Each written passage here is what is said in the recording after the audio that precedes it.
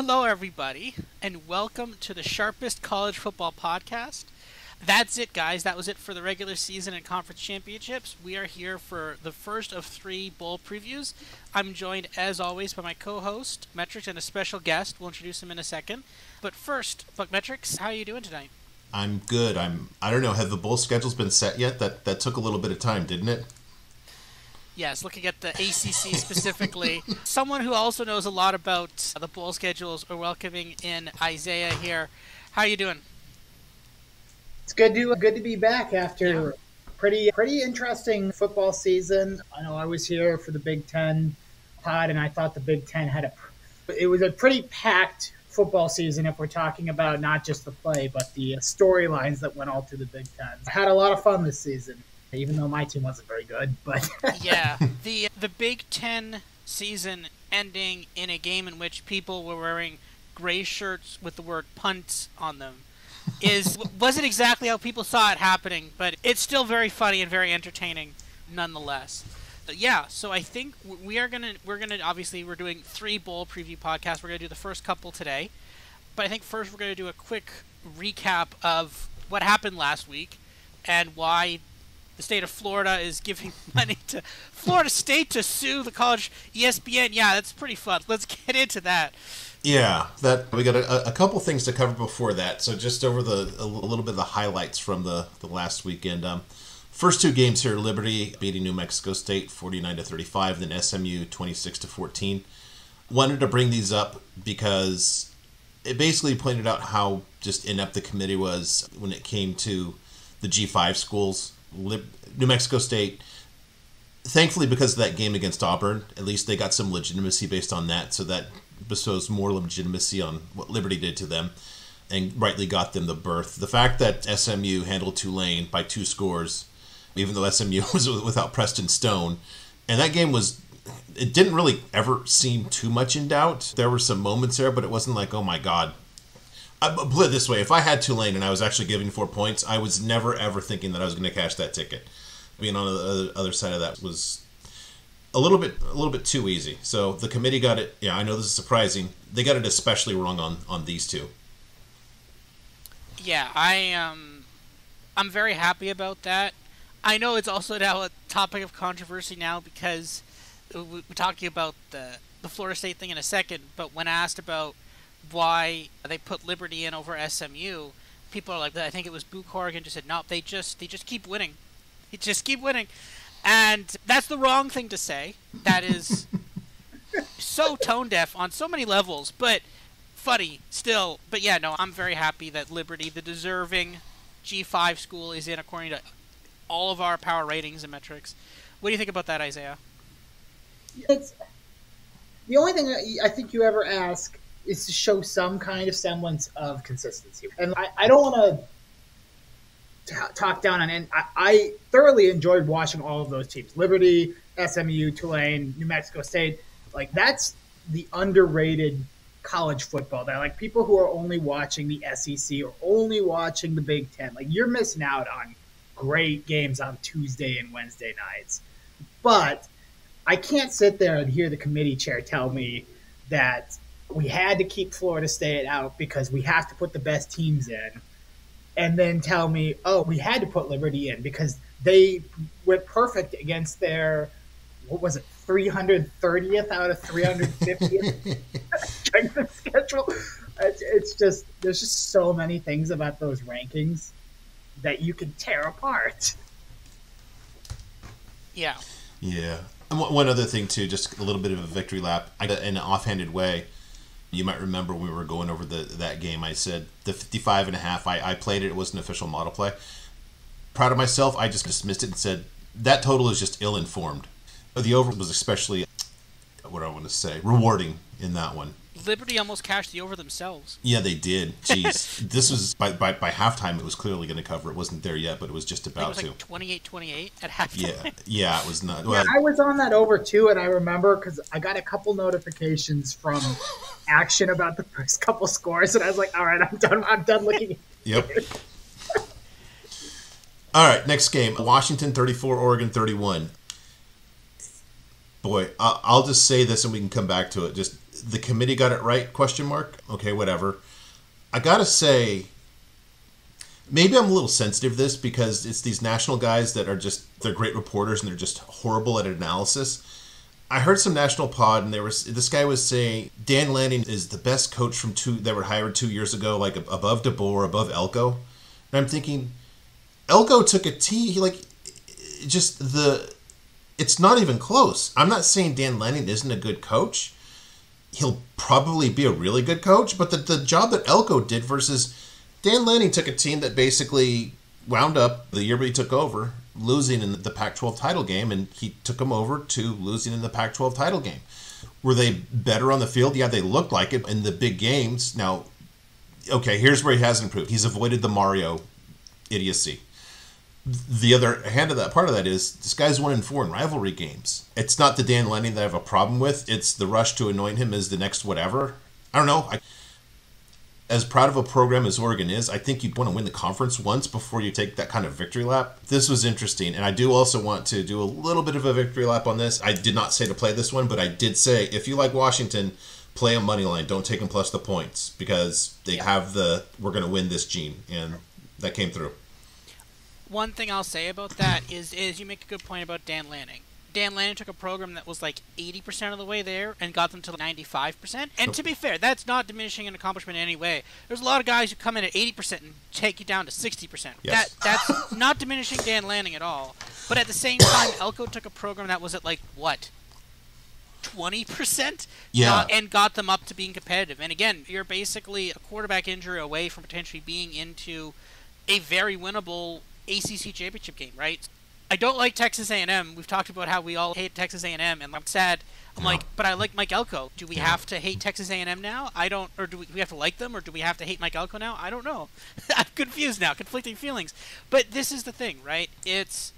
I'm excited to see what he can actually do at Texas A&M with actual resources and apparently a ton of oil money. Yeah, I'm excited about that one. What do you think about Washington, Oregon, Isaiah?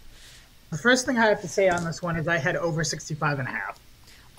That's rough.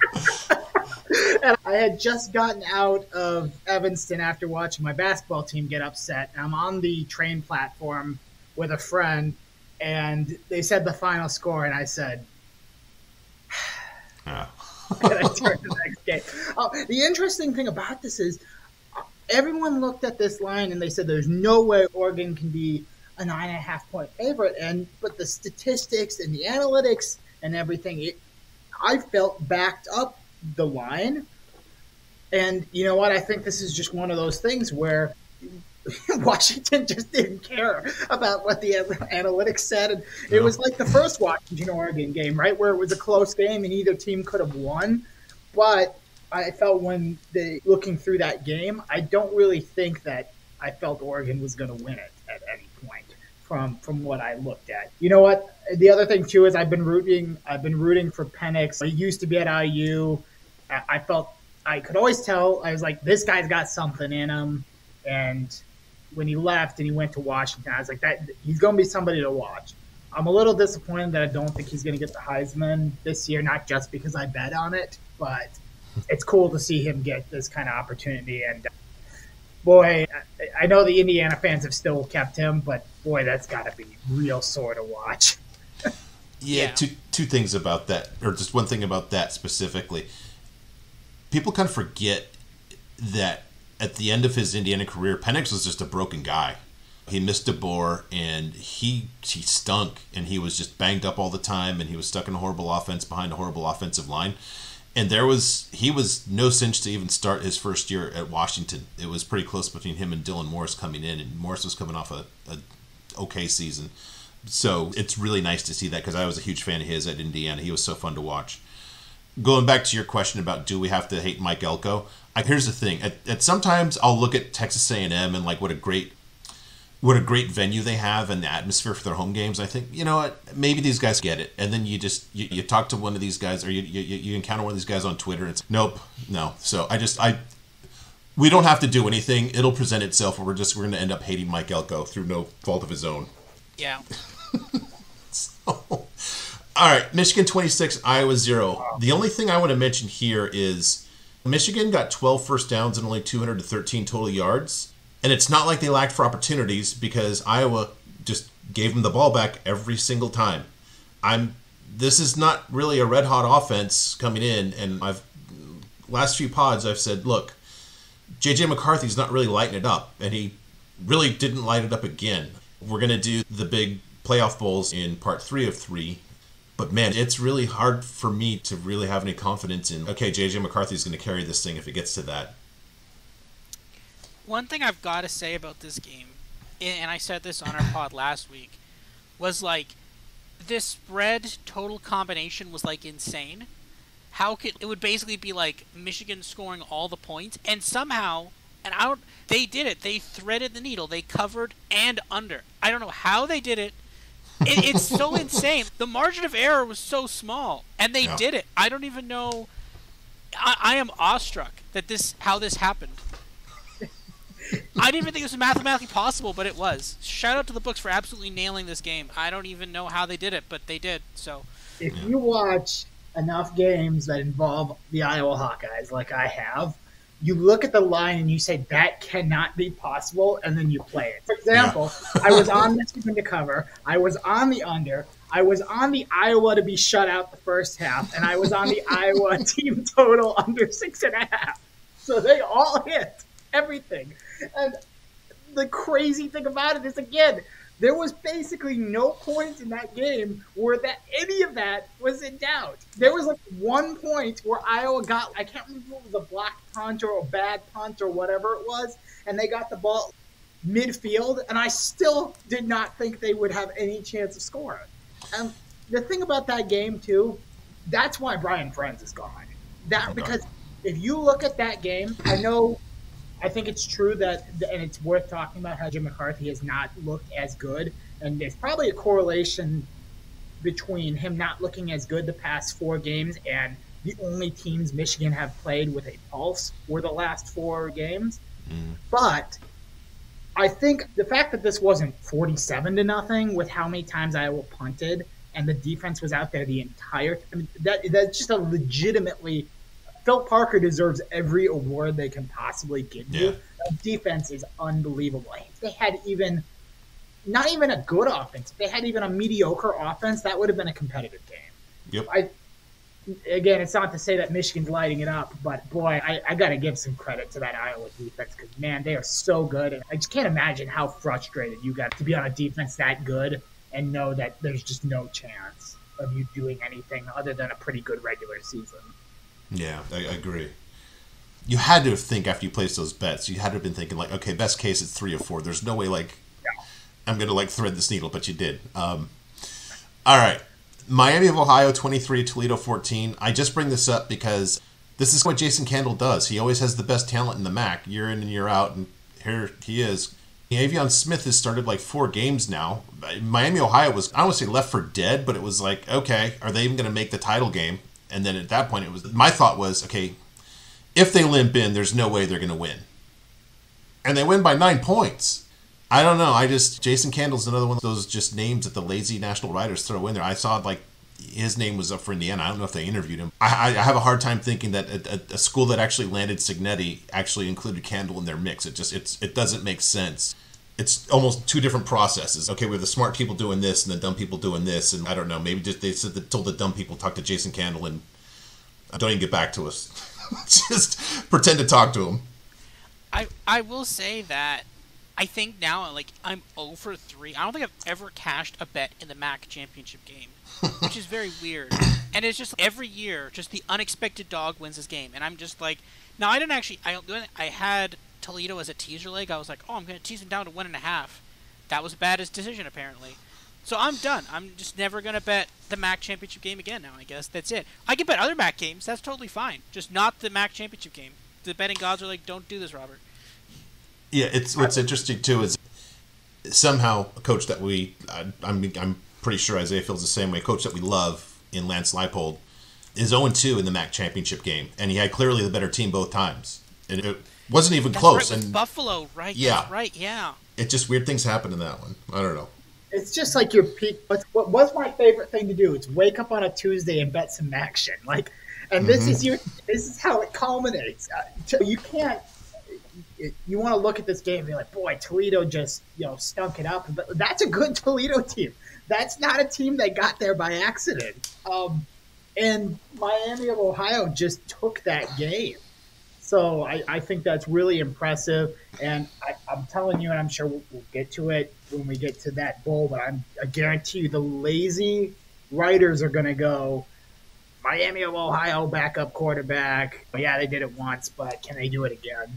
And boy, I thought that was very impressive. Yeah, yeah.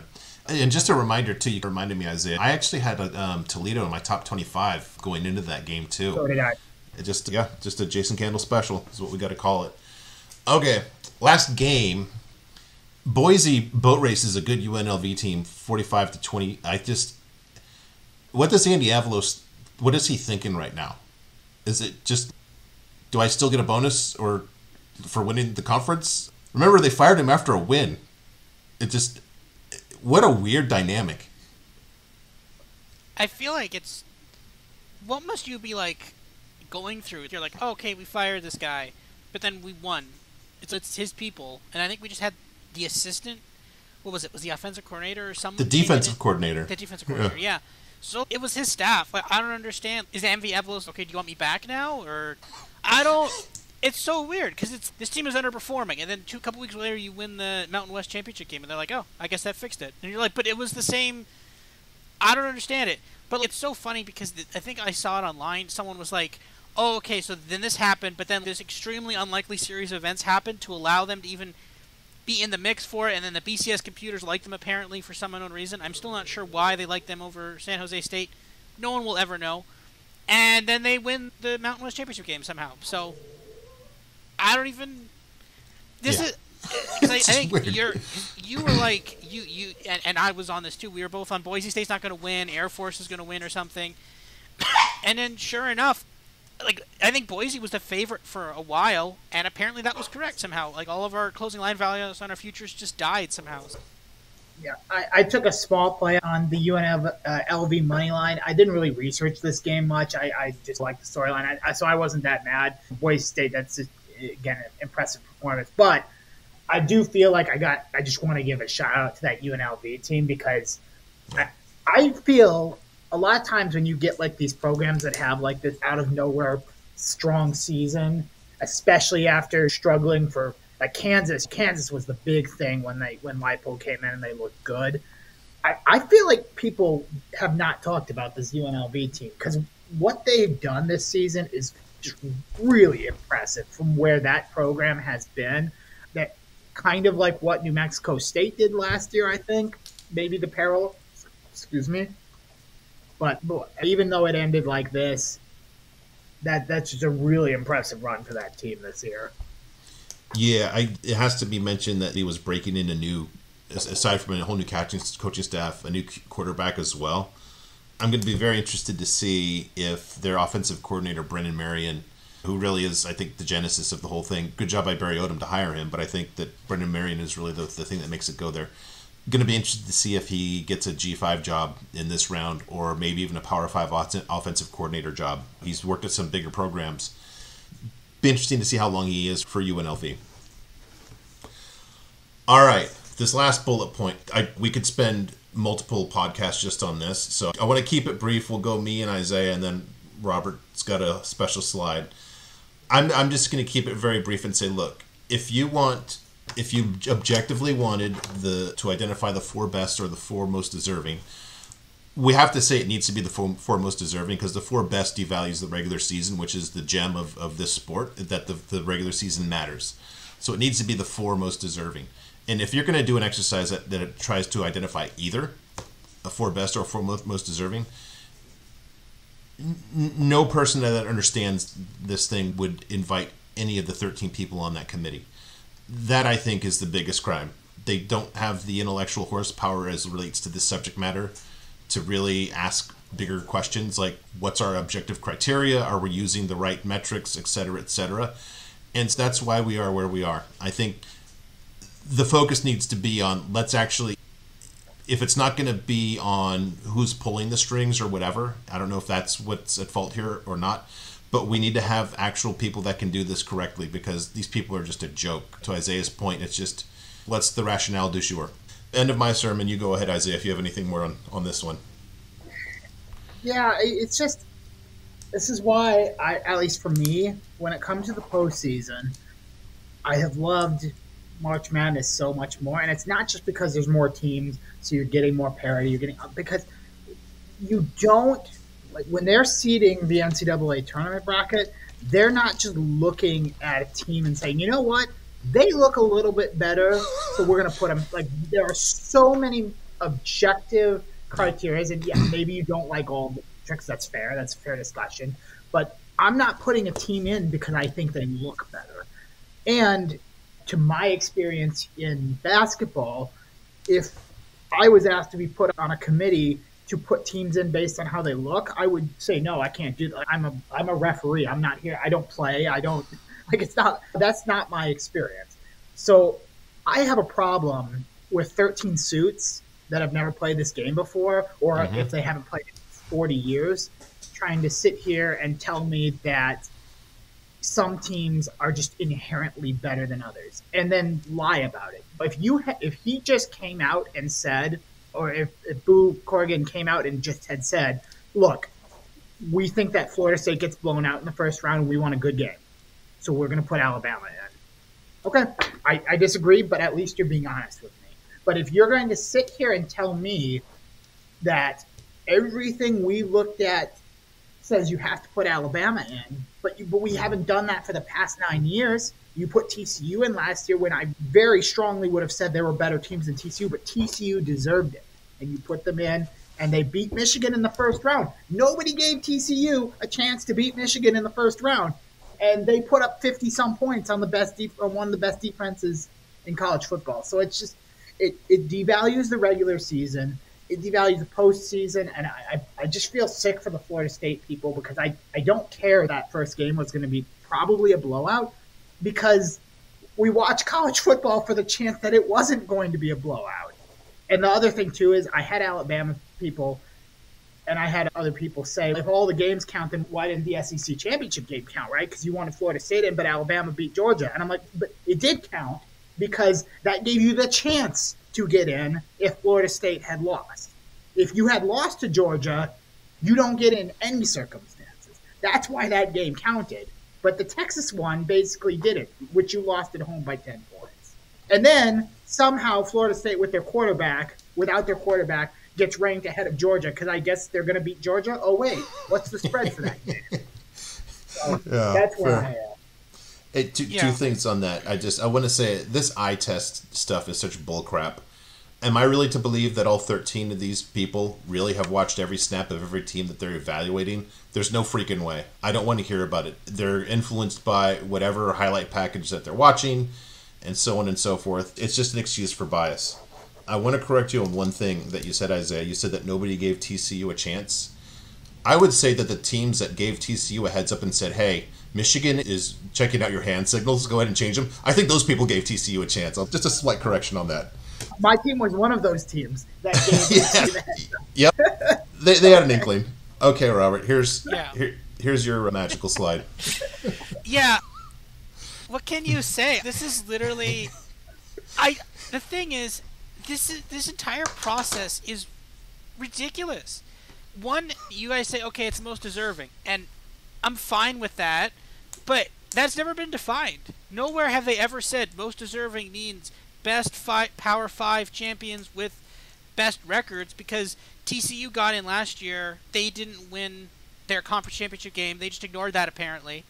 Georgia was the number 1 or number 2 team all year long. They lose to an Alabama team. Okay, they're just gone now. Florida State goes undefeated. Then they say, oh, okay, your quarterback was injured, so we're not going to put you in. There is no consistency at all in any of this.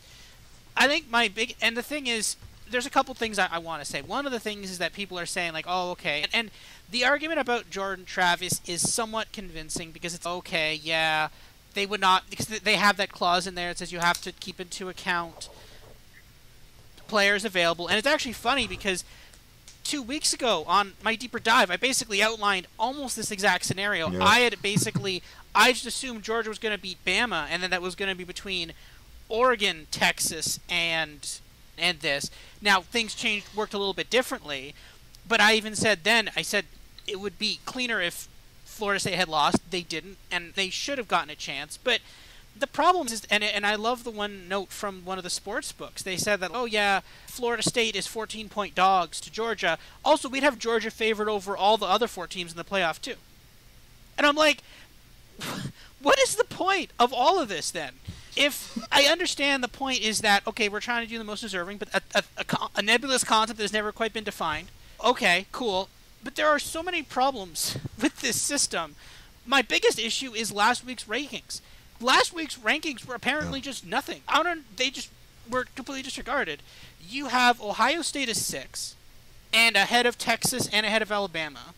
So apparently, Ohio State, according to your objective measurements, is the 6th best team in the country. Cool. That's fine. You said that last week. But then Texas destroys the 24th ranked team in the country, and now suddenly they're the 3rd best team in the country. What? How? Like, how do you really think that they're a better team than Ohio State just because they destroyed the 24th ranked team in the country? Do you not think Ohio State would also have crushed the 20? That makes no sense. Then the fact is, okay, the SEC has been horrible this year. Most notably, they lost to New Mexico State. Basically a team that Bama needed to convert a literal miracle to win, the week before had gotten absolutely destroyed by New Mexico State. And you're telling me that they're one of the best 4 conferences in the game. Now, okay, yes, would Michigan probably have been massive favorites against Florida State? Yes. But I don't understand. Like, there is, and the problem is this all goes away next year. So these are never questions we're going to have answered. We're never going to figure out. Now, okay, apparently they want to sue the CFP. Don't know how well that will go. I feel like it's going to stonewall because they're going to be like, we want everything you wrote down. People are going to be like, we didn't write anything down. Prove it. We didn't have cameras in that hotel boardroom. Because of course they did. Because they know what they're doing here. And the thing is, this is insane because this is probably going to lead to the destruction of the ACC for some insane reason. This committee was, and someone pointed out to me, and I never quite realized thought about it this way before, but they had 4 spots for 5 Power 5 conferences. And people are like this entire process was designed to fail. This was basically betting on the fact that you would never actually have 5 good teams from 5 conferences. Each conference would only ever have 1 good team, and some years that would be bad, so then you could squeeze in 2 SEC teams or something. But this was designed to fail from the beginning. And the whole point is that we still have my power rankings, and even Kelly Ford on Twitter, shout out to them. They still have Oregon is better than Washington. We still have Ohio State is better than them. Hell, and the sports books would have Georgia's favorite over all 4 teams. What's the point in this? If we think the best 3 teams are not even in this thing, what's the point? I don't understand what the point of any of this is. I'm not saying this is, okay, we just ignore the result of head-to-head games, but what's the point if we think that the 4 teams aren't even the best teams? We're just put them in because of some, I don't know. It's crazy. They need to fix this, but these problems will never be fixed.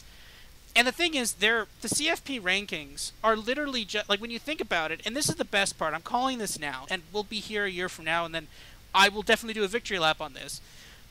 Because I believe it was Tulane. Yeah, Tulane was like the 22nd, 23rd, 24th ranked team on any given week. And then magically last week, Tulane loses, and then Liberty overtakes them. Cool. Fun.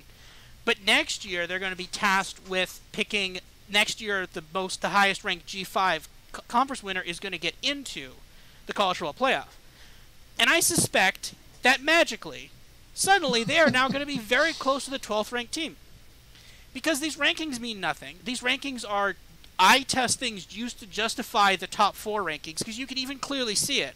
Because when you go down through it, you're like, oh, Missouri is ranked ahead of Penn State because they need to justify putting Georgia ahead of... If you go through it, the rankings are all BS. They're now, okay, are they they kind of make sense? Sure. But all the rankings are basically just used to justify whatever they want at the top anyway. And now next year you're just magically going to find, oh, you know what? The G5 school's a lot better than we thought it was, guys. They're actually in the top 12. They're not in the 20s. Don't worry. They're like 10th. It's fine, guys. It's ridiculous. And there's going to be huge fights about, not nationally, but people like us are going to be massive. We're going to be like, this G5 team should be in, this G5 team should be in, right? So, like, I really want a definition of like how they even. We've heard vague things like, oh, they have an ESPN FPI chart or something, or they look at strength of schedule numbers or ranked wins, even though that's useless. And vague platitudes like a loss can never be worth less than it was at the beginning. But that also is just dumb because that doesn't make any sense at all. I want a defined criteria of what the hell these people are actually doing. 'Cause then we randomly hear Kirk Herbstreit saying, oh, you like put things in pairs and trios. I'm like, what the hell does that even mean? I'd never heard this before. What is this? Oh, we pick the first three, then we pick the next three. I'm like, where does that come from? Who decided that system? I don't understand how any of this works. And I would really like to understand how they even come up with any of this at all. So the one thing, too, I will say the worst thing that they do for their credibility are those weekly shows. Is the worst thing that they can do. Because what they're trying to do is they're trying to generate engagement, and they're trying to generate controversy, and they're trying to generate storylines. But at the end of the day, it is not like college basketball where you can do bracketology and you have so many data points because they're playing multiple times a week and they're having multiple upsets a week, and it works out even though the big bracketologists don't know what they're doing either. But that doesn't work in college football. So you end up getting these rankings where they're trying to fish themselves to an end narrative, but then you get something like this week or last week before the championship game played out where they bet on themselves and they bet on what the outcome was going to be, and they were wrong. They bet on Washington winning or on Oregon winning. They were wrong. They bet on Georgia winning. They were wrong. And that's what happens when you try to create a narrative in a sport that doesn't care about your narrative. And it's unfortunate because I know a ton of people who are saying it's fine. This is only happening because it's a 14 playoff and it's going to be fixed when we have 12. And I'm like, no, it's not. Because right now we're arguing about undefeated Florida State and one-loss Alabama, and it's just going to end up changing to we're going to be arguing about 2-loss Clemson and 3-loss Ole Miss. And they're going to put 3-loss Ole Miss in. And this is the other thing, too, is that right now we're here. Right now, everybody's arguing about, oh, should the injury to Jordan Travis affect it? Yes, no. What if, and again, far more likely, he wasn't injured? What everything else plays out exactly the same, except then they beat Florida by a bigger margin and they beat Louisville by a bigger margin. What are we talking about then? Because you even have a clip. There was a clip on ESPN Game Day where Kirk Herbstreit even said, oh, you can't exclude the SEC champion. This was before Jordan Travis was even injured. And then are you going to then justify putting in Bama ahead of Texas? I know an entire state of, I think, 30 million or so people who would be very upset, or no, 20-some million people who would be very upset about that. Someone was going to get screwed. If you're ESPN and you've offered all this money for Texas to go to the SEC, I don't think you're going to upset them. I think, and again, right now we hear, oh, it's Jordan Travis, the injury. I think there's a very real possibility that if things had worked out slightly different, we'd be hearing, the ACC just wasn't that good this year. Yeah. Miami let them down. North Carolina let them down. So you had 3 losses. They lost to Bama too. We just couldn't put. I think we were so close to hearing the other end of that argument as well. And the last thing I'll say too on Herbstreit is he spent the entire season, because he's an OSU guy. He spent the entire season about, oh yeah, I know they don't look very good, but just win out. If you win out, you're in. And then all of a sudden, he starts firing off tweets about how this is the right decision. It stinks, but this is the right. So I'm just like, boy, I want to know at ESPN who told him to shut his mouth and change his tune, because he changed real fast. Yep. And it's so crazy with Oregon lost to Washington in the regular season, just like Ohio State lost to Michigan. But what happened was, because the Pac-12 doesn't have divisions, because Oregon and Washington used to be in the same division, a couple of years ago, that would have been Washington going on to play Arizona or something. Oregon would never have had a chance to revenge that loss. Ohio State had to sit on the sidelines to see a horrible Iowa team get destroyed by Michigan. So they had no chance to even win. Now, okay, obviously Oregon had a chance. They didn't avenge the loss. Okay, that's sad for them. But what happens if Ohio State comes back this week, beats a very likely result, because they had to play Michigan in their stadium? They come back, beat Michigan. That just throws all this into chaos as well, right? The fact is that they decide to use, and this is one of the reasons why Texas was probably ranked ahead of Ohio State, they decide to use conference champions as a tiebreaker. It's basically just like it's a side quest in a video game. Like, oh, Ohio State wasn't allowed to complete the conference championship side quest because they lost that random game, but Oregon was. So therefore, we have a chance. Like, it's ridiculous. It's not. It's just such a dumb way to decide literally any of this that it's just they need to fix this, and they need to have objective criteria in the future. Agree. So I'll wrap up on just 3 things that were brought up. Robert, you said you don't know how the lawsuit will go. I have a pretty good idea. It'll be about as successful as that idiot who owned Maximum Security suing over being disqualified in the Kentucky Derby, and the Saints fans who sued over that pass interference non-call. What was that, like in 2019 or 2020? I think that'll go about the same way there. What do you want to bet just that Liberty will be the first/highest ranked G5 team next year? Because these dopes just only know the thing that's most recently in front of their face. I'm pretty confident in that. Lastly, why do all these bad things happen? Let's just not forget that the ACC, they actually did themselves in. They were one of the holdouts that kept us from having a 12-team playoff this year. And the problem is this entire sport is run by idiots. Having said that, and with the ironically, in this case, unfortunately named Thank You College Football, that ends our look back at the last week. We will now look ahead to the Bowls Part 1. Little note on the format here. So for this episode, I'm going to quote own all the bowls in this episode. I'm going to make my own line. I'm going to, in the graphics here, you're going to see the actual lines that I updated about 10 minutes ago. I'll give my own line. We'll talk about the Bulls a little bit. And then, so in this episode, both Robert and Isaiah will pick the Bulls against my line. And they'll do them at 110. So if they lose, I get 110 points. If they win, they get 100 points. And then we'll just do it thusly through all 3 parts. And then part 2, one of those 2 gentlemen will make the lines. And then the other 2 of us will pick against that. Clear as mud? Mexico State minus 8.5. There you go. Okay.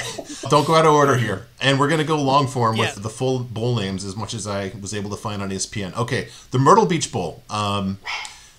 Georgia Southern versus Ohio. Georgia Southern is actually a 3.5 point favorite.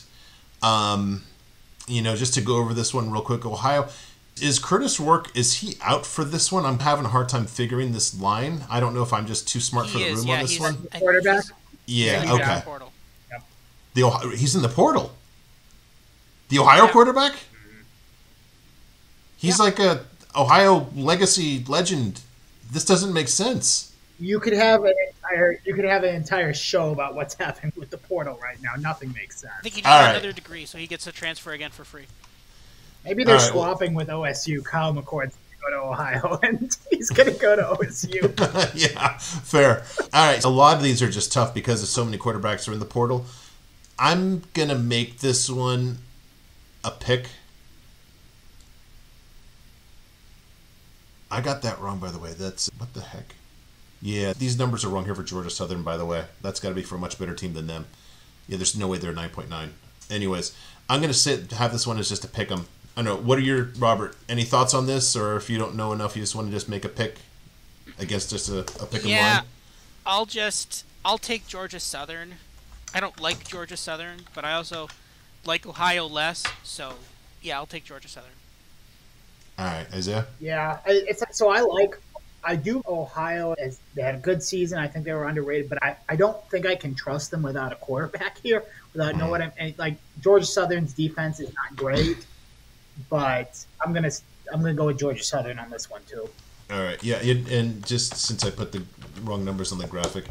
Georgia Southern's power ratings is minus 1.6 on offense and a minus 3 on defense. So you're right, they do have some problems on defense. But one of the things I'm going to look at over the offseason is really the effect of losing a quarterback in really that first and second game with QB2. I've just heard all kinds of stuff coming out of people's posteriors about the value or not value or the difference or not difference. So I just want to figure that out on my own. Okay. Next bowl game, the R&L Carriers New Orleans Bowl. Apparently this is a big deal where a lot of Louisiana fans who don't really go to New Orleans and read into that what you will. That just sounds like it'd be interesting, fun, and a little bit scary. What sticks out to me is you've got the Louisiana backup quarterback. I was pretty high on that Zion Chris, and then I mentioned, I think a couple times, I had him as the highest rated freshman quarterback in terms of Apex this season. He got hurt, but his backup is actually doing pretty well. We've been high on Jacksonville State for most of this year. You look at these power ratings here, and you've got the strongest unit here is Jacksonville State's defense at a plus 6.8. Power ratings, I have these about even. The latest line is Jacksonville State giving 3. I'm going to make it Jacksonville State minus 2.5 for our little game here. Yeah, that's a good call. So the thing is, I got this early as a pick. I think like minus 118 or something, just money line. I love this for the simple reason that they get to go to a bowl game. They are denied access to the Conference USA. Or, no, I think New Mexico State still beat them, so they couldn't go to. But whatever. This is their first eligibility. They get to go to a bowl game this year, so there's a little bit of extra there for them here. So yeah, I'm taking Jacksonville State. I'll take the minus 2.5. Okay, Isaiah. Yeah, so we're obviously not doing we're not doing totals here. I would love the under on this game on that, but I agree with Robert in that I think Jacksonville State's defense is good enough to where they can show up and they can just control this in a lower scoring game. And so at 2.5, I still view this as a lean to Jacksonville State, so I'll take them as well. Okay. All right. Were either of you familiar with this name, the Avocados from Mexico Cure Bowl? Brand new sponsor on this one. It's great. Doesn't it already have a sponsor? It used to be. Boy, I'll have to look it up. I thought the it's Cure already was called the Cure Bowl. That is like the after sponsor, that, I thought. Yeah, the 80s band, right? The Cure? I'm joking. No, I think this is the... Yeah, but aren't the people who want to cure breast cancer sponsoring this bowl That's already? what I thought Why does so. it need... Well, it used to be last year. It was the Duluth Trading Company Cure Bowl. Oh my gosh. Okay, this is getting as bad as like Twitter ads. Okay, having said that, App State against Miami of Ohio. You know what sticks out to me is the quarterback matchup here. You've got, I forget his name, the App State quarterback had a good season, 116, against a really good conference in the Sun Belt. And probably, I don't know, I think the East is probably a little bit better than the West, notwithstanding that your champ came from the West. Avion Smith, the Miami quarterback, did improve as the season went on. But still, I just think I'm a little concerned when you have a limited quarterback from generously a limited conference that I love, so I'm not crapping on it. It's just a different brand of ball up in the MAC. It's hard for me to back them. Yeah, Miami's defense is good. Chuck, what's his name? I forget the coach's name. Chuck, the Miami coach. You know this, Isaiah. You're up there. Chuck. Oh my gosh. It'll come to me like an hour later. The Miami coach is a good defensive... What's that? Chuck Martin. Thank you. Chuck Martin, he's a good defensive coach. I just don't know if being the pluckiest defense in the MAC is going to get it done against a guy that has an apex of 116 in the Sun Belt. The line here is 5.5. I'm actually making this App State minus 8.5.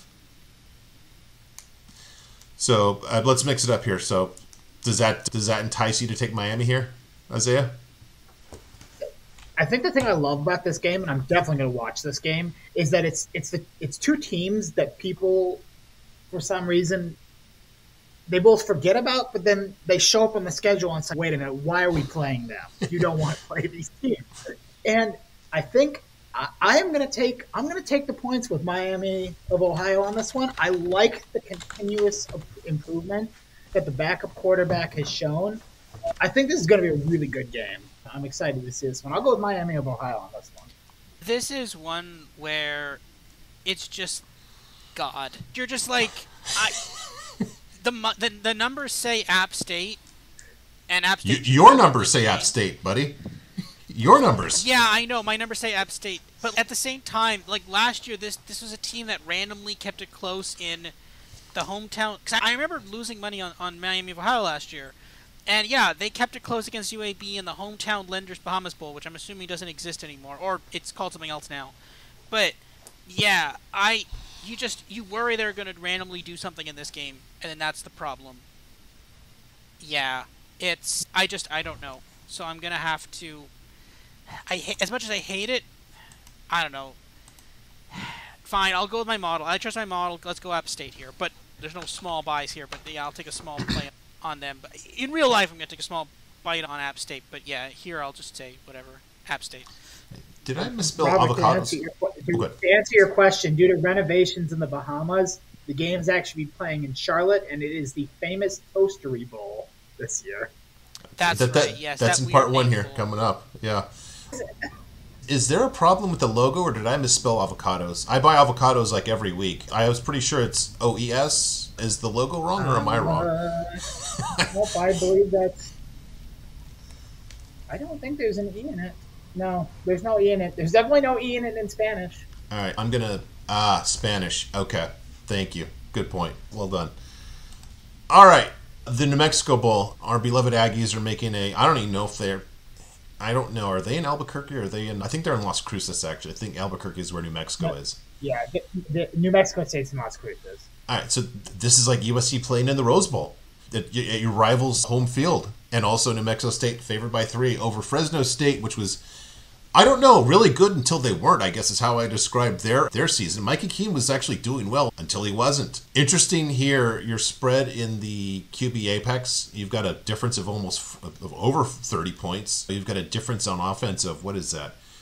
That's over 8 points, almost 9. My numbers have this by 4. The spread is 3. Robert also has this by 4. I've actually made this. Let me put that sign the wrong way. I'm going to make this New Mexico State giving 5.5. I can see that you're about ready to jump through the camera and take New Mexico State here, Robert. Is that fair? So actually, I will say, I'm just realizing this now. The reason I have this probably only as a 4 is because I'm using the backup quarterback from the championship game. Because Diego Pavia was knocked out. Yeah. Is he? I was not actually watching that game for obvious. I was following, but I wasn't watching it for obvious reasons. What was he? Is he going to be back for the bowl game? Is Pavia going to be back for the bowl game? They haven't committed to it. The status is uncertain, but they said cautiously optimistic. What was it? Was it a concussion? I think he had a shoulder injury going into the game, and I don't know if he aggravated that. Shoulder or elbow or something. Yeah. Okay. The thing is, even then, the back quarterback wasn't bad either. Yeah, I'm going to take one. This New Mexico State team is jazzed. They're actually pretty half decent. I think this Fresno State team has massively underperformed expectations, so I'm taking New Mexico State there. They let me buy this at a pick, so I'm very happy. So I'm going to take... I just literally, I swooped in, grabbed a bunch of these now, and they're like now all -3s, so I'm happy. But yeah, I'll take the -5.5 here. Yeah, I'm really disappointed in Fresno State because I was at the Purdue Fresno State game and they looked great. Mm-hmm. Now I know our defense got better as the season went on, but Mike Keene looked great in that game. And after that game, I had said, I was like, you know what? I don't feel so bad about this one. It's going to be a really good team, and they looked really good. And then, like you said, then all of a sudden they didn't. I'm a big believer in momentum in a lot of these games, and New Mexico State's got it, even with that loss to Liberty. And New Mexico State has made me a boatload of money this season on spreads, futures, whatever you name it. I'm going to keep rolling with Jerry Kill and take New Mexico State to cover. Okay. Yeah. Yeah, just a reminder, too, after that game at Purdue, I think their very next game was at ASU, where they won like 29-0, and they actually were ranked after that. And I have to take one moment to make fun of the Minnesota fans who were trying to gloat on Jerry Kill being at some little nobody school, as it was said. New Mexico State beats Minnesota by 2 touchdowns. Yep. Oh, so you're saying that Minnesota is almost as good as Auburn? Is that the takeaway there? I'm kidding. Okay. PJ Fleck starts next year on the hot seat, right? I think we have to wait till part 2 to talk about that. But oh yes, that used car salesman is going down. All right. The LA Bowl hosted by Gronk. I'm glad that this is hosted by Gronk. Jimmy Kimmel's just got to be exhausted after all of his years of hosting this. UCLA versus Boise State. UCLA is giving 2.5. Boy, UCLA is such a tough read. I think the one thing to really like about that program went down the 10 freeway and now is working for USC. Maybe their defense holds it together with D'Anton Lynn there. I don't know. I don't know. It's just interesting. That defense was so bad last year and so good with him, and maybe they keep it together. But their offense stunk when they were basically playing anybody except for USC. Boise State turned it around. They had a rough start on offense, and they really turned it around. The problem really was more their defense towards the end of the season, which is interesting that they promoted the defensive coordinator to be the head coach. I think Boise, just to your point about the momentum, I think Boise has it. I think Boise has the better quarterback play. Now, maybe if UCLA's defense keeps it together, they can cause problems for Taylon Green. Boise State's, I think they've been in our top 10 GGAB quite a lot this season. I think the signs are there that probably Boise will give the UCLA defense more problems than it's had than some of these defenses they faced towards the end of the season. I'm making Boise a 2.5 point favorite. I'm going opposite of what the market is. I've got this as a tie. Robert, you actually have UCLA winning this one, but my line is Boise minus 2.5 here. Yeah, UCLA is losing their coordinator and also Dante Moore. I'm not sure No, that helps. that's a positive or a negative Yeah. on Dante Moore. Having him not throw the ball to the other team may be a positive. Yeah, I love some of these guys that are like, I'm going to leave. Be like, okay, you can be throwing the ball to the other team. Are there really many people who are like, yeah, I want that kid? I wouldn't want Dante Moore particularly. Yeah, what's your line on this? You've got what? Boise minus 2.5. Yeah, I'll take Boise minus 2.5. I do Boise here. I think I'm going to probably end up with a Boise money line play here as well, in real life. Okay. Isaiah? I'm already on Boise State money line, so I will take Boise State and your points on this one because I looked at this game right away and I pegged this as wrong team favored. Yeah, I respect the UCLA defense. I don't think they're going to totally fall apart just because the defensive coordinator is leaving, but that Boise State offense is good, and I know people want to say that the defense wins championships and whatever, but I think this is a game with Boise State. Their defense is not as bad as the UCLA offense is bad. So yeah, I'll take Boise State on that one. Two things to wrap this one up. It could be really disappointing when you're at a game in Los Angeles and the crowd will be dominated by Boise State fans. That is going to suck for UCLA. Did you guys hear the story about Dante Moore's phone being hacked? Did you hear about this?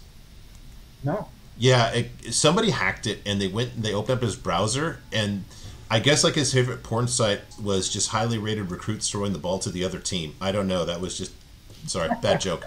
Okay, moving along. Here's a great name: the Radiance Technologies Independence Bowl. Okay, not exactly the quarterback matchup that we want between Cal and Texas Tech.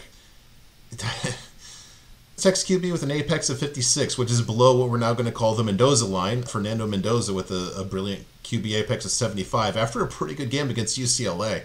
You can see both these teams are struggling with negative offensive ratings. Worth noting here that Cal offensive coordinator Jake Spavital has already left Cal after less than one full season. He is now at Baylor, I believe. Texas Tech had a disappointing season. I think some people were making them their dark horse for the Big 12, and they just didn't have it. I've got this just about even, Cal by 1, as does Robert. The line is Texas Tech -3. I'm actually going to make this a pick.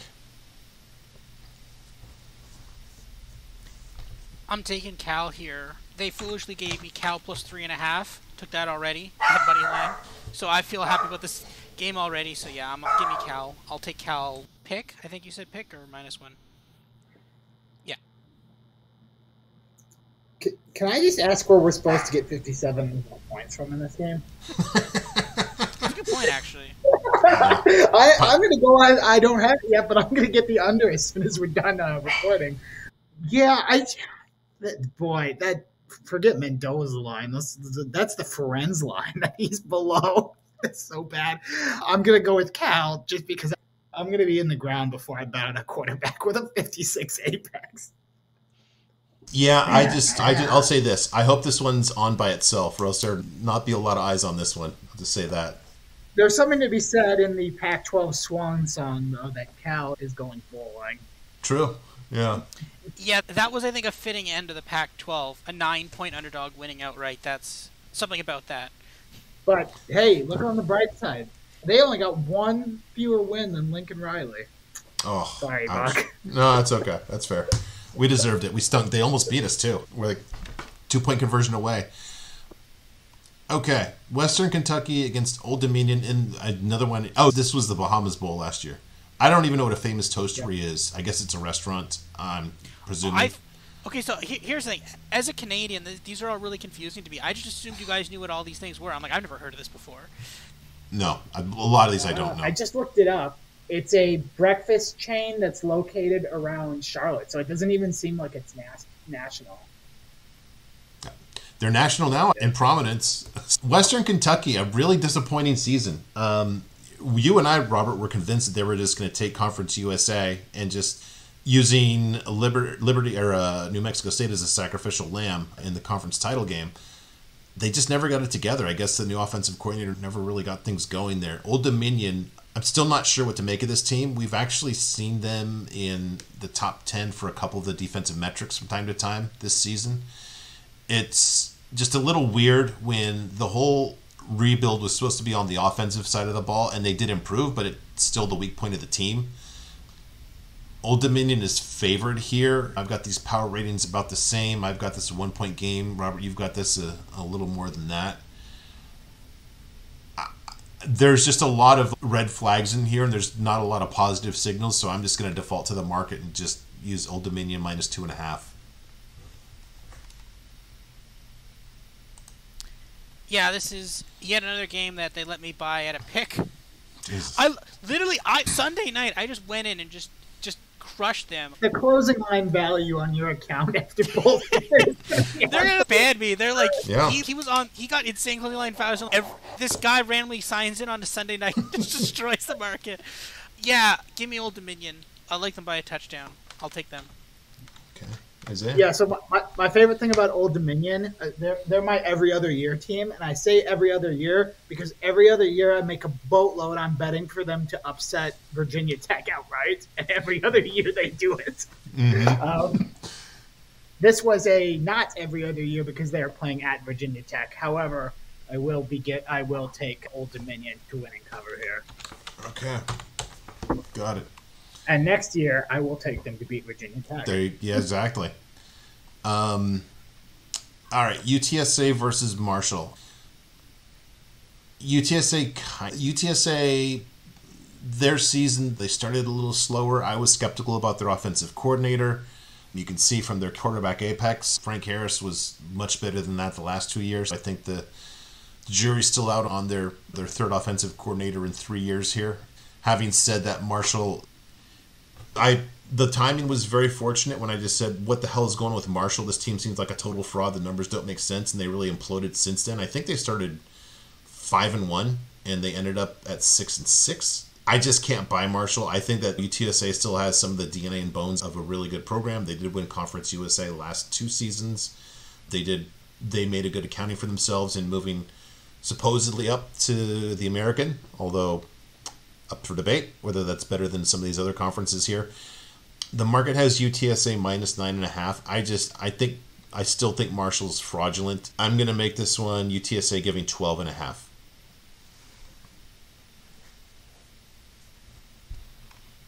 Yeah, I'll still take UTSA there. Crap. I believe this will be Frank Harris's last college game. Mm-hmm. Finally, after a very long time. It's still in Texas. It's probably not that close to... no, it's not that far from San Antonio, I don't think. This might be his last game. Give him a nice little swan song. Give him like 3 or 4 passing touchdowns. Yeah, that sounds about right. Give me UTSA here. Is this game randomly at 2 o'clock in the afternoon? I think so, right? No, this game's at 9 o'clock at night Eastern time. Oh, okay, good. A little late night. It's tough because, like you said, they started off pretty impressive. So they beat Virginia Tech, who looked really bad to start the season, and then actually realized they were playing a tomato can at quarterback and switched him out. Mm-hmm. But that win it aged well. They beat Old Dominion. That aged well. They played really competitive at NC State, and then it fell out. And I think the biggest concern I have on them is that their offense they scored 9 against James Madison. They scored 6 against Coastal Carolina. They scored 9 against App State. They didn't score against South Alabama. UTSA is. I don't think they're as good as I thought they were going to be, but they are still pretty good. And I don't think Marshall's going to score enough on them. So yeah, I'll take UTSA to win and cover that. Okay. 12.5 was not enough to entice on Marshall. Okay, fair. I wouldn't either. Marshall and their team total under might be an interesting play, depending on what the number is. Yeah. Also, what's funny is Cam Fancher, actually, this number needs to be updated. Cam Fancher is, I just saw today, is in the transfer portal, and that probably a little bit of the Iowa State dynamic where that probably helps them. He was so bad. He just stunk. All right. Roofclaim.com. God bless y'all. The roofclaim.com Boca Raton Bowl. It can't cost more than 50 million. Sitting here waiting for his. Robert's sitting here waiting for his Tim Hortons Bowl, right? Yeah, not big. Tim Hortons is too big. Seriously, it's a. God bless the good people at roofclaim.com. It can't cost more than like $50,000 to get your name on a bowl. I'm guessing on some of these, right? Well, Famous Toastery proves that. I think if it's like a local company, The best bowl name story you should know is that there is a suburb of Chicago called Elk Grove Village, and they actually got their name on it. I don't know if it was an FCS bowl, but for 1 year, they put their name on a bowl game. So it was like the Elk Grove Village Bowl. Bowl? Oh, my God. We do have the Myrtle Beach Bowl. Or maybe it's presented. Okay. All right, South Florida against Syracuse. Syracuse is given 3.5. You've just got this. The quarterbacks are pretty similar, although I would say that I'm thinking that probably UCF's a little better. Garrett Schrader was better, but I think the new offensive coordinator eventually was his undoing. Mixed signals here. Just this offensive rating for Syracuse is so bad. Dino Babers is no longer there. Maybe there's some upside. The whole, hey, South Florida probably was secretly not expecting but hoping to make a bowl game this season. They made it. I think that their quarterback probably has a little more upside, if anything. Byron Brown, a younger guy, less experience. Again, this is another one where there's a lot of red flags and all the signs say, don't do this, don't do that. I'm just going to shave this one a little bit and have it Syracuse minus 2.5, just by nature of coming from what I thought was a stronger conference, but apparently the committee has convinced me otherwise. Maybe it's just they're the equal of the American. This is such, when my model, and you can see there I have Syracuse minus 8, but this is one of the specific times when you're one team fought to get here, the other team fired their coach. It's generally not a great pairing. Yeah, you're going to have an a coaching staff that doesn't particularly want to be there because they know they're gone, they know they're clearing out their desks on. Actually, I think this game is on a Friday. So they're clearing the desks out on Monday or Saturday or whatever. But at the same time, you have a team that massively overperformed to get to here, so you have to take that team. And that's why you're shading it down to the minus 2.5. You don't want to give me the full 3 because it's 3.5 on lines. But yeah, I'll take USF. I'll take the Bulls. All right. Yeah, this is another momentum thing, and another reason why I cannot believe all Purdue's dumb scheduling decisions that they schedule Syracuse, because Syracuse the past couple of years looks great for the first 6 games and then looks atrocious for the last 6 games. And I think South Florida was the opposite, where they had the game that proves that Alabama is a true national title contender. They had that early in the season. But I feel like the momentum on this one is with South Florida, and I'm definitely going to play USF money line in real life on this one, so I'll pick South Florida. It's so funny that we can point to multiple games that went really badly for Alabama. We're it's not just this one; it's multiple. Yeah, and again, like I said, we could go on about the committee for hours, but they pointed out one game that FSU won a championship on against the top 15 team as their boy. They don't look very good, and then just threw away the whole, almost sent to the shadow realm by USF and Peyton Thorne. But again, we're not going back there. We're done with that. Yeah. You guys have only disagreed on one so far. Miami, Ohio, and App State. All right. Union Home Mortgage Gasparilla Bowl. I thought until last season when we did this for the first time that Gasparilla was a company, but I guess it's a concept or an event or some kind of feeling, or I don't know. It's about pirates and stuff. I always said it was a drink because I kept hearing sarsaparilla. Yeah. Yeah, I said that too. That we did that last season. Yeah, I thought it was a drink. It's a pirate state of mind, apparently. UCF is giving 4.5. Tough here. Georgia Tech, we actually had their offense. I had them in the top 20 for a while. Offensively, they clearly have taken a step back, and I don't know if it's teams figuring them out or Haynes King just realizing that he's Haynes King. I think Brent Key was the defensive coordinator there. I should know this, so it's a little concerning that their defense was so poor, if that's the case. My problem with UCF all season has been that their defense wasn't that good. Guess what? Georgia Tech's is worse. You can see that UCF's got a pretty dynamic offense here. John Rice Plumlee, who I still really don't love to trust, has a nice apex. They've got a good offensive rating. All season they've been in literally in the top 5, it seemed like, for GGAB and for top running offenses. Robert and I both have this as a 9-point game. I'm shaving this up to UCF minus 7.5. Yeah, I don't know why. The only thing I can think of is this Georgia Tech's first bowl game in a while, or no? Did they make one last year? Nope, it's been a while. They were I'm looking at this, 2018, they lost the Quick Lane Bowl to Minnesota. That was PJ Fleck's first bowl. Yeah. Is it maybe just because they somehow almost beat Georgia? Which, again, shows the dominance of the SEC. Yeah, they only beat them by 8. We missed that part, too. But the thing is, it's at the same time, I feel like that might be in there because Georgia Tech made a competitive game against Georgia. But at the same time, what UCF are we going to get? Are we going to get the UCF that annihilated Oklahoma State, that game that just crushed them? Or are we going to get the UCF that was bad in other games, so that they couldn't put away? I think they lost to West Virginia too. So give me, I'll lay the points here. But in real life, I'm definitely taking the minus 4.5. Your line is sharper than the book's line. I'll take that. But yeah, it's very. I don't understand why this line is so short. Unless it's, popular coach, first time going to a bowl game, but UCF they're better than their record. Yeah, is it? What was the line you gave? 7.5. 7.5. Touchdown.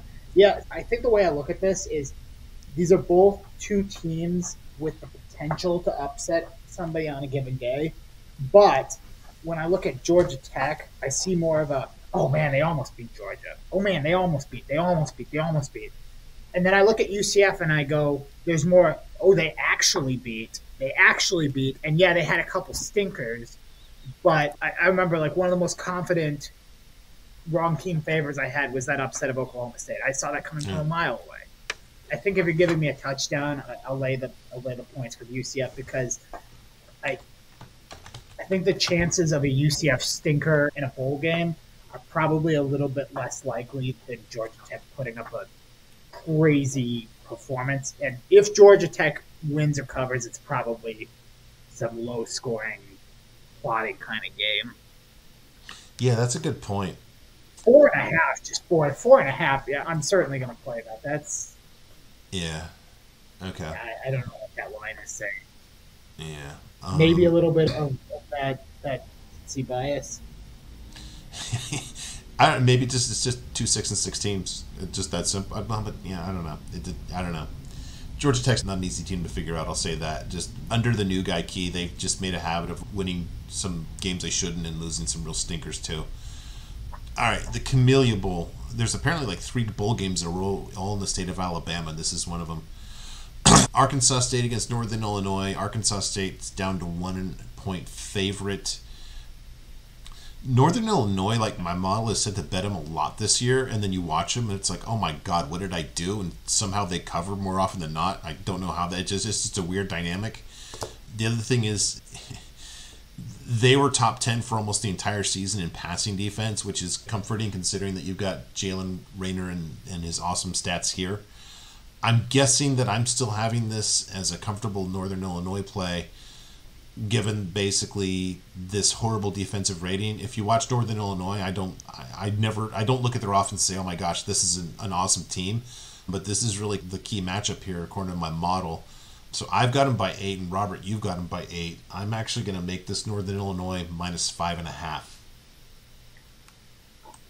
I'm curious to know what's at work here with this strong Arkansas State quarterback, good apex.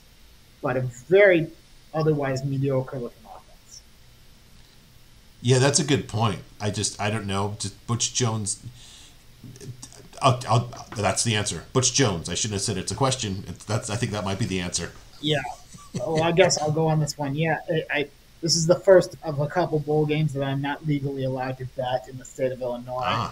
But yeah, I think when I look at NIU, like you said, they're a team that they're not flashy and they're not pretty, but boy, they play tough football. They usually play pretty smart football. If Vegas is basically saying this is a pick, I would certainly play Northern Illinois if I was given a chance. So I'll take NIU. And you're giving 5.5, This one right? is Just to be clear. Yeah, I'll give the 5.5. Okay. Yeah. This one is so iffy because we're both so confident in something, but the line is so different.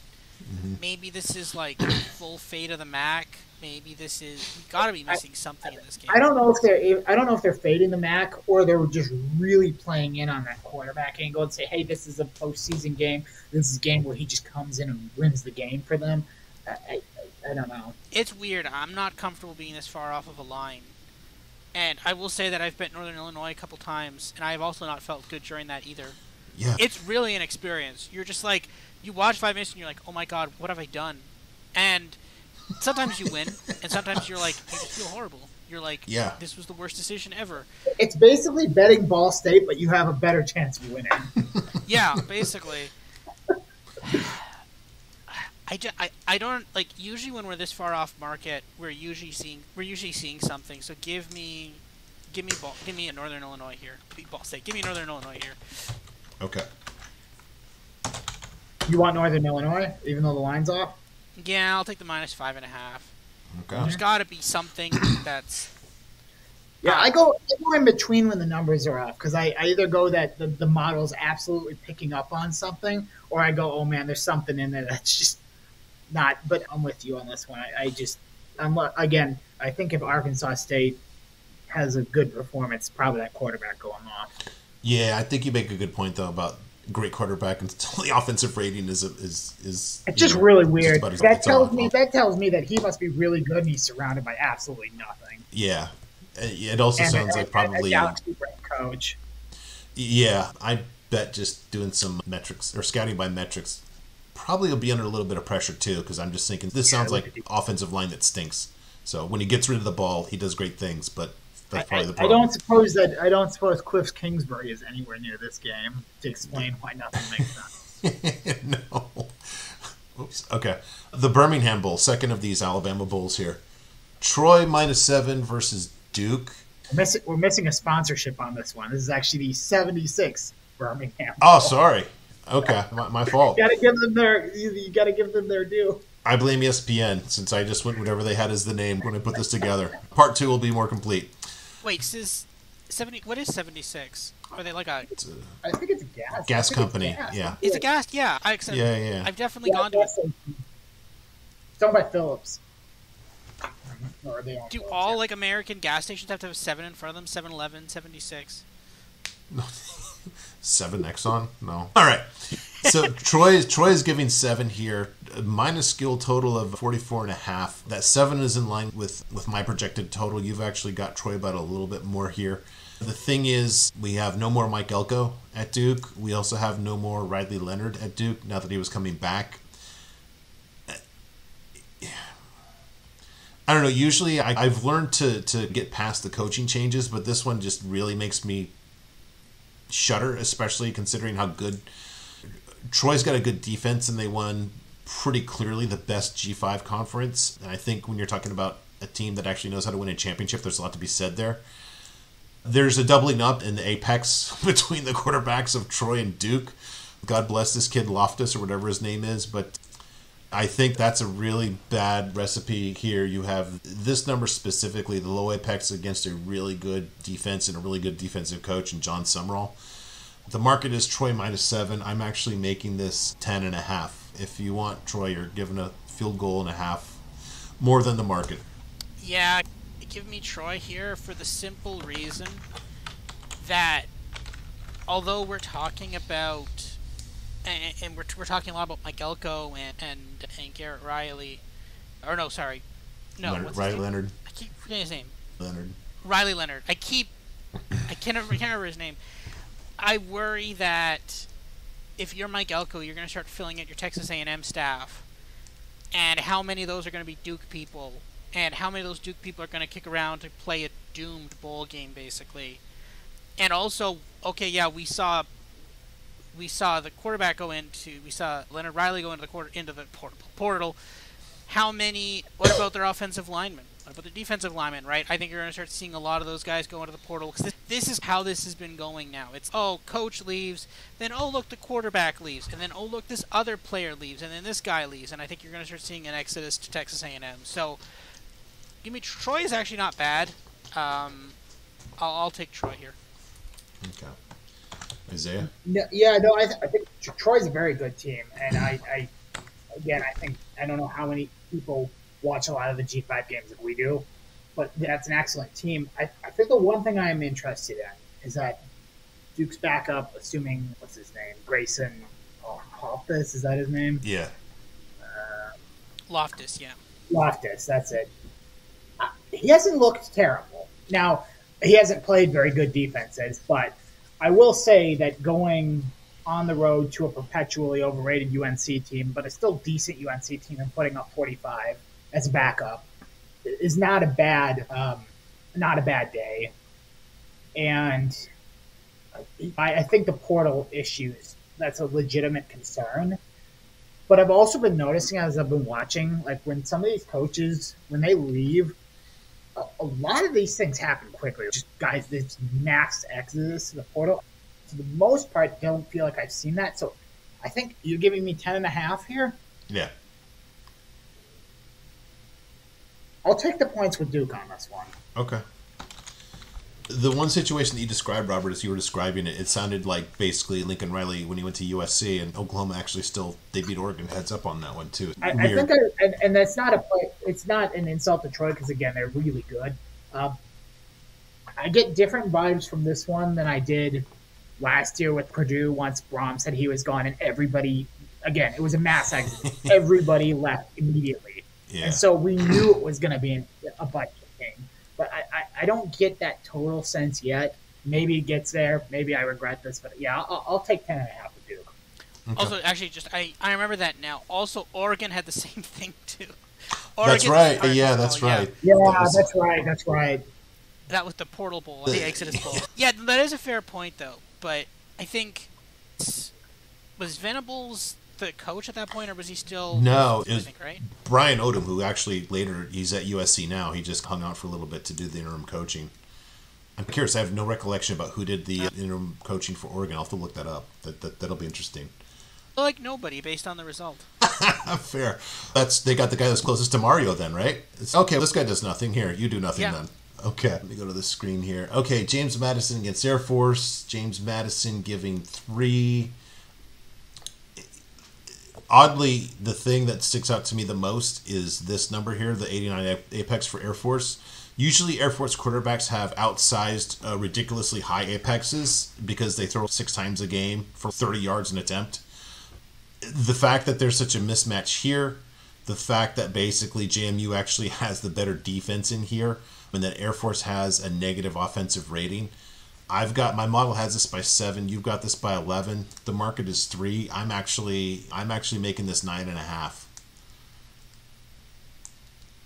What do you got? Yeah, 100% on James Madison. This is their revenge bowl. James Madison will. Yeah, I'll take the James Madison spread here. Also, fun fact, I just want to mention this. Shout out to Lockheed Martin giving back, sponsoring the bowl game for probably one of their biggest clients. So shout out to them for that. That's nice of them.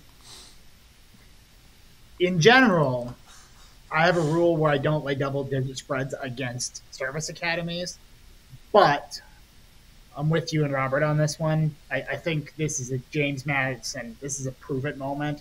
I think they're going to come into this one, and they're just going to stamp out Air Force. And I will take James Madison and the points on that. Okay. All right. Yeah, this one I don't know. Georgia State versus Utah State in the famous Idaho Potato Bowl. I don't know, maybe this boils down to Georgia State playing in Idaho in December. 2 below average offenses and defenses. Darren Granger, I completely jinxed him. He was in the top 10 for Apex, and I did a victory lap, and then I guess the Sun Belt got its fangs into him and said, here's some real defense. So he actually wound up having a pretty poor season. You can hear my dogs are in strong disagreement on this one. So I'll make this quick. The market is pick. I have no positive data points to say otherwise, so I'm going to make it a pick and mute myself.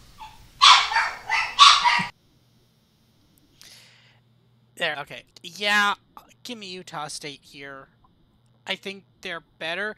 We did actually really like Georgia State there for a while, but they've really let us down there at the end. I remember betting on them as like a 7.5-point dog on a Thursday night game, and I was very happy with that. But then after that game, I've not been happy betting on Georgia State, so I'm going to take Utah State this time.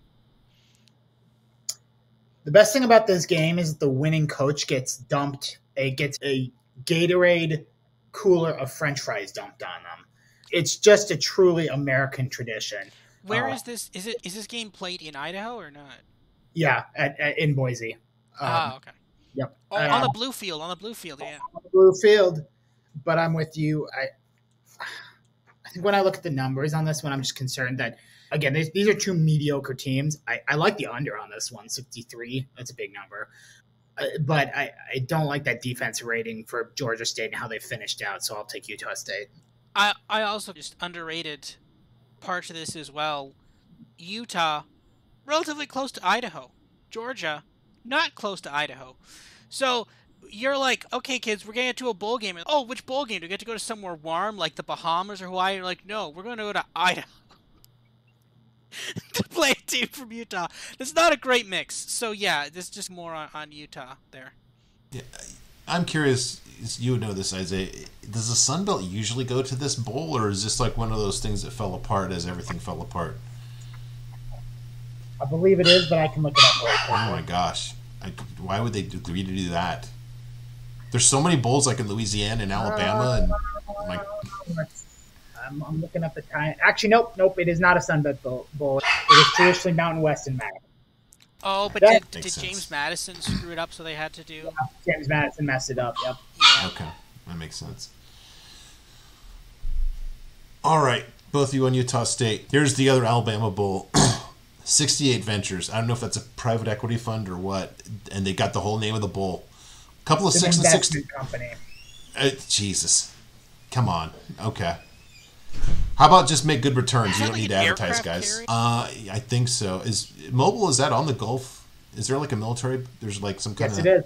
Okay. Yep, Mobile's right on the Alabama Gulf, yep. So there's probably some kind of plant there or something. Shipping. Couple of 6 and 6 teams, so I think this should be pretty even, right? South Alabama and Eastern Michigan, he said sarcastically. South Alabama didn't have the season that they were probably hoping for, but we've got such a mismatch here in a quarterback. Eastern Michigan... Were they like the worst all season? I'm trying to remember. No, it was East Carolina. But their quarterback was pretty much just a regular on the bum list. I remember that. 59 for the season. That's incredible. Basically almost doubled up by South Alabama here. The other thing is similar to the angle I liked in the Troy game. The same thing, although this guy got a 59 against the MAC. Now you're going against a good defense, a 5.3 defense against the Sun Belt. Eastern Michigan by far is the weakest team I have making a bowl this season. God bless Chris Creighton. He's a good coach, and for getting such a poor team to 6 and 6 is just more Chris Creighton miracle work. Neither of us have this close, Robert. I think the market's way off here. I'm going to make this 20.5 in favor of South Alabama, in case you weren't clear. Yeah. Yeah. I've got this 24. I'll take South Alabama here. The thing is, Eastern Michigan had to beat, I believe, Buffalo team to get into this bowl. That's not the greatest accomplishment ever. Yeah, I'm gonna take South Alabama here. Yeah, and I will as well. We're gonna continue to beat the drum of it in this house. We do not bet on quarterbacks batting below the Bryan line. All right. Let me see here. All right, the SRS distribution Las Vegas Bowl. Utah against Northwestern. Utah's favored by 6.5. I think this opened up a lot higher than that, right? I think this is like at 9.5 originally. Does that sound about right? I didn't see it when it opened because I don't get Illinois lines very well. Ah, okay. Did you grab this one early, Robert, by chance? I don't know if Northwestern is one of those, quote, sharp teams that you would have grabbed early. No, they're not. I have no idea what Northwestern just breaks every mold and model. I don't understand. We thought this team was doomed. Now they're playing in a bowl game. Yeah. Less than a touchdown favor against you. If you had said, okay, Utah's going to play, like at the beginning of the year, you said, okay, Utah's going to play Northwestern in the SRS Distribution Las Vegas Bowl, and Utah's only going to be less than a touchdown favored, you'd be like, what happened? What? How did any of these things happen? And, yeah, we're here. So, I don't know.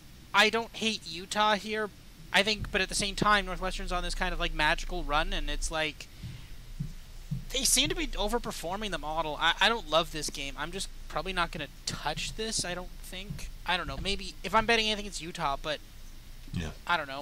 It's funny because they were like, okay, we're just going to, because Northwestern announced, okay, we're just going to have our intern be, because he was doing really well. We're like, I guess he's just the coach now. And like, okay. And yeah, that makes sense, because he was doing really well. So you're just like, yeah, just make that guy the coach. Okay. Yeah.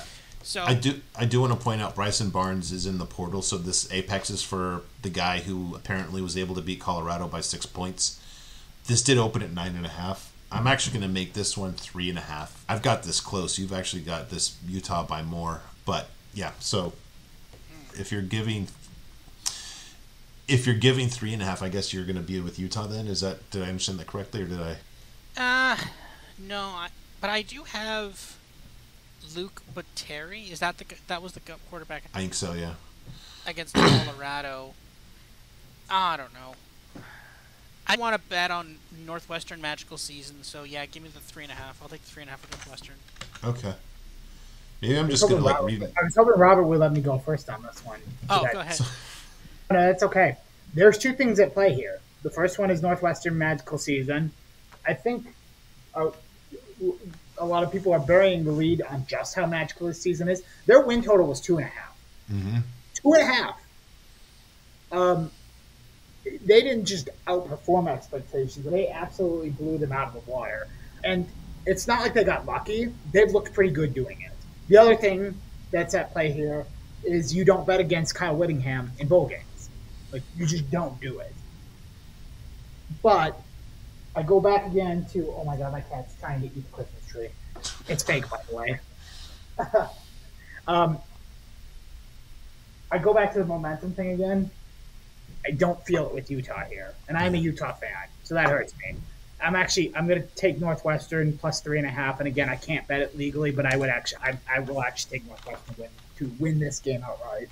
Yeah. My model says the same. All right, last one for part one here. The Easy Post Hawaii Bowl, Coastal against San Jose State. San Jose State is giving 9.5. Coastal, what a weird season. They were really good at times. Weirdly enough, I think after Grayson McCall got hurt, which doesn't make sense. He's in the portal now, which is probably better for everybody. San Jose State, they randomly jumped into the top 5 of the G5 way before anybody else really had them on the radar. And they proved it. They sustained that through the rest of the regular season. I'm having a hard time with my own number here of 6, and you only have this as an 8-point game. I'm actually going to just keep it with the market as a 9.5. Which seems fair to me. San Jose State, I think, is just really good. Why don't you go first on this one, Isaiah? Yeah, I just get it. This is a tough read on this one, and it's like, I think after a couple of those seasons, Coastal Carolina is one of those teams you really wanted to succeed, and I just haven't felt that momentum with them this year. I don't like I think that if I'm looking at their stats, it's just not a bad team, but I don't see anything special about them, so I'll go with San Jose State on this one. All right, Robert? Yeah, give me San Jose State. I think this team is actually pretty good. They're probably a little pissed off they didn't get to go in the Mountain West Championship game. Some unknown reason, I'm not sure why exactly, but yeah, because they did have the tougher strength of schedule, so I don't understand that. But yeah, give me San Jose State. Also, this game is usually on Christmas Eve, but because the NFL is playing on Christmas Eve, this game is now moved back to, like, the 23rd. Midnight the day before. Yeah, the 20th. Yeah, now it's 10:30. Yeah, 10:30, which is actually a little bit early for Hawaii time. Usually those games kick off at 8:30 or 9 Pacific. Yeah, midnight your time. Yeah, give me San Jose State, though. All right. Also, yeah, I actually just realized you've got one team from the West Coast versus a team from the East Coast. You're both playing in Hawaii. Yeah. Hawaii clearly didn't win enough games to make this go bowl games. Why not just go to the East Coast then, right? Yeah. All right. Final accounting on this. Sorry, buddy, you got shut out. Yeah, so, it was rough. Yeah, I barely did beat DraftKings. Otherwise, it would have been humiliating for me as well. But thankfully, I think Oregon was one that swung in my favor. If Oregon had won, then you would have just cashed those two. And that was the last thing you had on as a possibility. Yeah. It's like half of these got closing line value. Yeah, no, like that's the crazy like 9.5 point. Yeah, no, this is like one of those weeks where like most of your bets at closing line value and you're like 2 games under 500 for the week. It's the analog there. All right, and then so finally just for... Oops, I broke a rule here. For part 1, the games we covered, I did not bold this, but this is the only dual model play. This is the only play that I actually have too. We both have Northern Illinois by a good margin here, by more than 8.5, and you've got it. There's a margin of 10.5 in mine. This is the dual model play for part 1 here. I've already grabbed it too. Forget if you grabbed this already or if you're going to. No wrong team favored in the first one. Actually, I don't see any wrong team favored in any of these bowl games. There's just, these lines move quite a lot. It's interesting. The opening lines are so bad on these. There's been just a lot of them that have moved like at least a field goal, and that's only just in part 1. We'll get to part 2 and 3. We'll see more of that. That is it for part 1. Good luck to everybody. This will take us through, as we said, through December 23rd. We'll be back with part 2, I don't know, probably early next week. We will see. Good luck to you if you're betting with us. If you're betting against us, we warned you. Let's keep it at that. Robert and Isaiah, we will talk to you all next week. Yeah. Okay. Thank you, everyone.